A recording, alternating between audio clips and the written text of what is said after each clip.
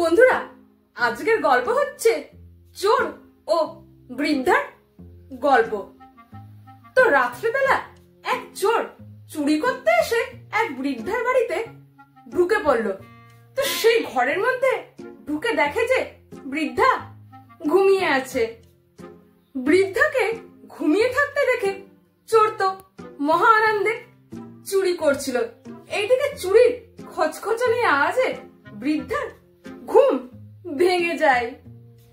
তখন চোর মনে মনে ভাবলো, সর্বনাশ, আজকে মনে হয় ধরা পড়ে গেলাম।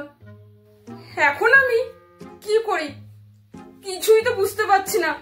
ধরা পড়ে গেলে ব্যাস হয়ে গেল।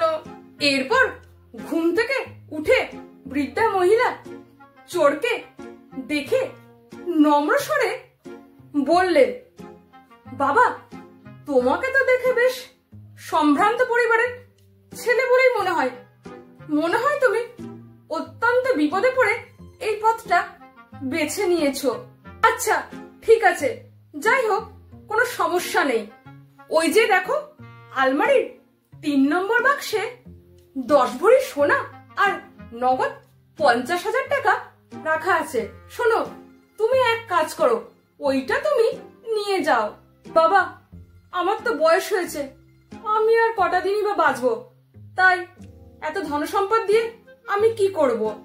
শোনো, তুমি যাওয়ার আগে আমার কাছে এসে একটু বসো। আমি কিছুক্ষণ আগে একটা আশ্চর্যজনক স্বপ্ন দেখেছি। এই স্বপ্নের মানেটা কি আমি ঠিক বুঝতে পারছি না। তুমি আমাকে স্বপ্নের মানেটা একটু বুঝিয়ে বলো তো দেখি। তখন চোর মনে মনে ভাবতে লাগলো, হে ভগবান, সব বাড়ির মানুষ যদি এই বুড়ির মতো, তাহলে তো আমার কোনো আর চিন্তাই থাকতো না। আর এইদিকে সে বৃদ্ধা মহিলা চোরকে তার নিজের স্বপ্নের কথা বলতে লাগলেন। আমি স্বপ্ন দেখলাম যে আমি একটা বড় জঙ্গলের মধ্যে হারিয়ে গেছি।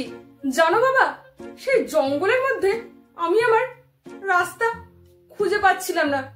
কি করব, কোন দিক দিয়ে বের হব, কিছুই বুঝতে পারছিলাম না। খুবই ভয় লাগছিল। তো এমন সময় একটা বাজ পাখি এসে 3 বার বলল, বাহাদুর, বাহাদুর, ও বাহাদুর।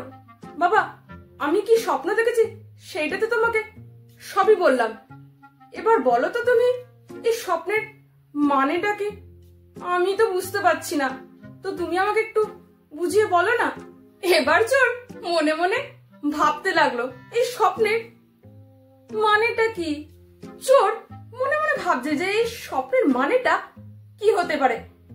এইদিকে পাশের ঘর থেকে বৃদ্ধার ছেলে, যার নাম ছিল বাহাদুর, সে তার মায়ের ডাক শুনতে পেয়ে সেই চোরকে বেদম পেটাতে লাগলো।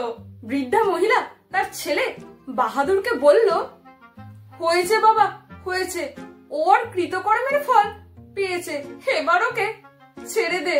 সেই চোর বৃদ্ধার ছেলে বাহাদুরকে বলল, না ভাই, তুমি থেমো না, তুমি আমাকে মারো, আরো মারো, যাতে আমি ভবিষ্যতে এটা মনে রাখতে পারি যে শালা আমি একটা চোর, কোন স্বপ্নের ব্যাখ্যা করার জ্যোতিষী নয়।